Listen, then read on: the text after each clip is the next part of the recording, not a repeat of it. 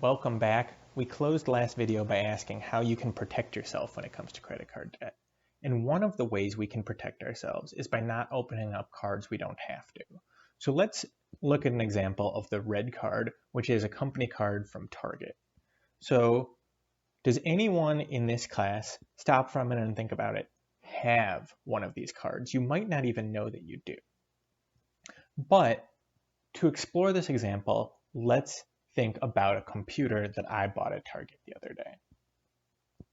You go to the cash register and they say you have 10% off your purchase if you open one of their company cards, which at Target is called the red card. So what else do you need to know before you decide whether this is a good decision? Because at face value, 10% off your purchase might look like a pretty good deal. But what else do we need to know? What other information do we need? Well, we need to know what the interest rate is on the card. It's the APR. We need to know under what conditions we'll get charged interest. We need to know if there are fees, either an annual fee, a fee just to use the card, or the fee for when we make a late payment or our check bounces. There are all sorts of bits of information that are embedded in this credit card contract that aren't presented to us when they say, do you want 10% off your purchase? To put some fine points on it, we've got APR, the annual percentage rate, which is the interest rate.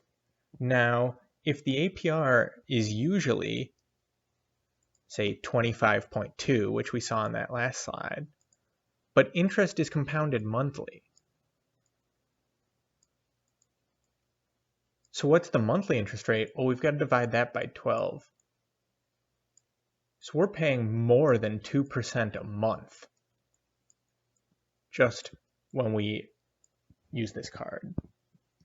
We've got prime rates, which is the rate charged by banks to their best customers, and our interest rate is indexed to that prime rate.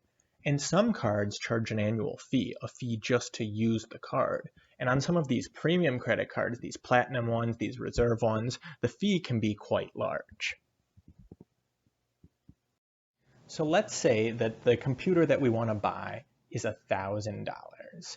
And at the register, the cashier says, do you want to open one of these cards and save 10% today? When these offers are made, the terms are usually pretty vague, and you might be under pressure, either time pressure or emotional pressure, to answer the register, and you want to know, can the sales associate at Target explain everything to you? And unfortunately, the answer is probably not. And you see this a lot around campus where a bunch of your professors used to work retail before we went to grad school. And certainly when we were working at J.Crew and Puma and all those other mall-type stores and we were pushing these credit cards, we didn't know anything about the terms or benefits. So let me go back to my original question, which is what do you need to know to take this deal and what questions should you ask? So think about it for a minute on your own, and then let's see if we can math it out together. So this computer is $1,000. Say I'm buying it at the Wards Road Target right up the street where Virginia sales tax is 4.3%. We already saw it's a little bit higher than 25% on the interest rate.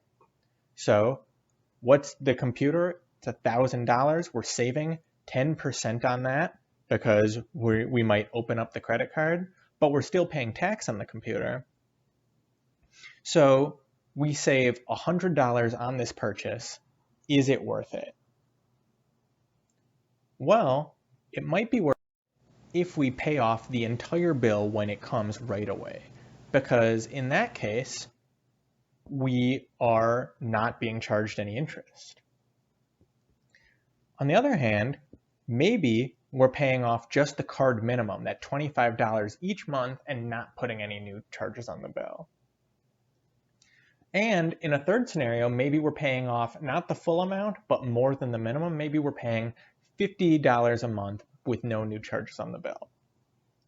So on your own, use Excel or Google Sheets to compare what these payoff scenarios look like. You can also use an online calculator if you like, and see whether this deal, saving $100 at the time of purchase, is worth it to you. And that's how we'll close our lecture on credit cards. We'll come back in a little bit to talk about mortgages.